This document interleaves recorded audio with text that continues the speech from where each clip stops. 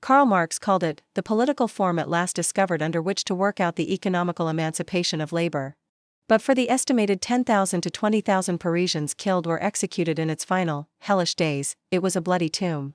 This was the Paris Commune of 1871, the first time in history that the working class seized power and tried to build a new world from the ashes of the old.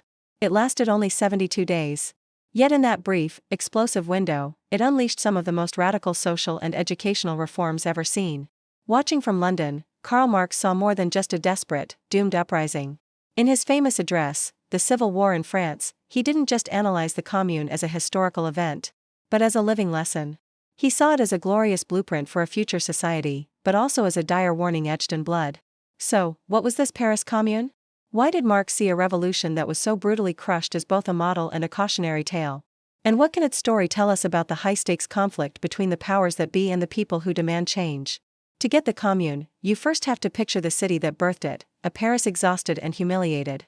The year was 1870, and France, under the Second Empire of Napoleon III, had blundered into a disastrous war with Prussia. The French army was swiftly crushed, the emperor was captured, and Paris found itself under a brutal siege. For months, the city starved. The poorest citizens were reduced to eating cats, dogs, and rats, while the wealthy still managed to dine in relative comfort. This shared suffering created a grim bond among the Parisian working class and radicalized the city's own militia, the National Guard. Now, the National Guard wasn't a professional army. It was made up of working-class men who had defended Paris when the national government failed them. They were radical, Republican, and deeply suspicious of the new, conservative national government assembled not in Paris, but in the old royal seat of Versailles. This new government, led by a man named Adolphe Thiers, was eager to make peace with the Germans, a peace that many Parisians saw as a flat-out betrayal. The city was a powder keg of class anger, patriotic fury, and revolutionary spirit. All it needed was a spark. That spark came on March 18, 1871. Thiers made a fateful decision. He was wary of the radical, armed population of Paris, so he sent regular army troops to seize the cannons of the National Guard, cannons that had been paid for by public subscription to defend the city. His plan? Disarm the one force that could actually resist his authority. The attempt to seize the cannons backfired spectacularly. The troops arrived in the working-class neighborhoods of Montmartre and Belleville, but with an almost comical lack of foresight, they had forgotten to bring horses to haul the heavy guns away. As they waited, the people of Paris began to wake up. Women were the first to act, swarming the soldiers, pleading with them, and literally placing themselves between the troops and the cannons. Louise Michel, a revolutionary schoolteacher who would become a commune icon, recalled the scene. The soldiers stood frozen. Then, defying their generals, they began to fraternize with the crowd. 2 army generals were captured and later executed by enraged guardsmen. The government panicked. Thiers and his entire administration fled the city for the safety of Versailles. Suddenly, Paris was left in a power vacuum. The only authority left was the Central Committee of the National Guard, made up of elected, mostly working-class delegates. On March 28, before a massive, jubilant crowd at the Hôtel de Ville, the city hall, they proclaimed the Paris Commune. For the first time, a major European capital was under the control of its working people. This moment became a foundational story for the political left. It was a moment where the abstract theories of class struggle became brutally, beautifully real. The workers of Paris, as the Central Committee declared, had understood it was their imperious duty, and their absolute right, to render themselves masters of their own destinies, by seizing upon the governmental power. The question now was, what would they do with it? Across the English Channel, Karl Marx watched with intense focus. He had initially been skeptical, thinking the uprising was premature, but he quickly became its fiercest champion and sharpest analyst. In the Commune, he saw the answer to a question that had long puzzled revolutionaries: what should replace the old state? Marx's crucial insight, which he laid out in the Civil War in France, was that the working class can't just take hold of the existing state machine, the army, the police, the bureaucracy, and use it for its own ends. That machine, he argued, was built for class rule and oppression. It had to be smashed.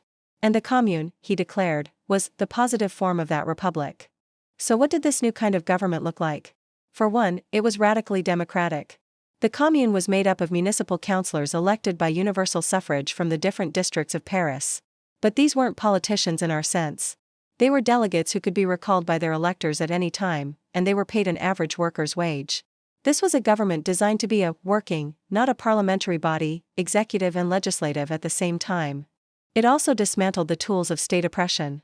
The very first decree of the Commune was the abolition of the standing army, replacing it with the National Guard, the armed people themselves. The police were stripped of their political powers and turned into accountable agents of the Commune. This was the blueprint Marx celebrated, a state that was no longer a power standing above society, but one that was directly controlled by it. It was, in his words, essentially a working-class government. This new political setup wasn't just for show. For Marx, its real purpose was to act as a lever for uprooting the economical foundation upon which rests the existence of classes. The Commune wasn't just a political revolution, it was a social revolution. In its short life, it put forward a breathtaking series of reforms. It suspended rent payments and banned the sale of items in pawnshops, offering immediate relief to a population shattered by the siege. It was proudly internationalist, appointing a Polish revolutionary to lead its defense and declaring its flag was the flag of the world's republic. Perhaps its most profound vision was for education. The Commune immediately decreed the creation of a system of free, compulsory, and secular education for all, a direct attack on the Catholic Church, which had long controlled education to enforce social hierarchy. The goal was to free science from the fetters which class prejudice and governmental force had imposed upon it. Crucially, this vision of universal education was extended to girls for the first time. The Commune actively promoted female education and, in a radical move toward gender equality, mandated equal pay for women teachers. Women weren't just beneficiaries of the Commune, they were active participants, forming their own political clubs, fighting on the barricades, and pushing the revolution in even more radical directions, even while being denied the right to vote. These weren't just policy tweaks, they were the first steps in building an entirely new society based on justice, equality, and reason. But time was running out. While the communards debated the future, the government at Versailles was gathering its forces. Thiers, with the help of the same Prussians France had just been fighting, was getting ready to retake Paris by force. Marx and others would later criticize the Commune for not immediately marching on Versailles, for its magnanimity in not seizing the Bank of France, and for underestimating just how ruthless its enemy was. That ruthlessness was about to be unleashed. On May 21, government troops entered Paris, and the final, horrific chapter began, La Semaine Sanglante, the Bloody Week. What followed wasn't a battle, but a slaughter. Street by street, the army advanced, executing communard fighters and anyone suspected of sympathizing, right on the spot. The communards fought back with desperate courage, throwing up barricades and, in acts of defiance and despair, setting fire to symbols of the old regime like the Tuileries Palace. In retaliation for the army's massacres, they executed a number of their hostages, including the Archbishop of Paris. The killing was systematic and industrial in its brutality. By May 28, the last resistance was crushed among the tombstones of the Père Lachaise cemetery, where 147 communards were lined up against a wall and shot. The scale of the repression shocked Europe. Estimates of the dead range from 10,000 to as high as 20,000, with tens of thousands more arrested. Paris had shown what a workers' government might look like, and the ruling class of France had shown the savage barbarism it would use to make sure it never happened again. This was Marx's warning: the class struggle isn't a polite debate.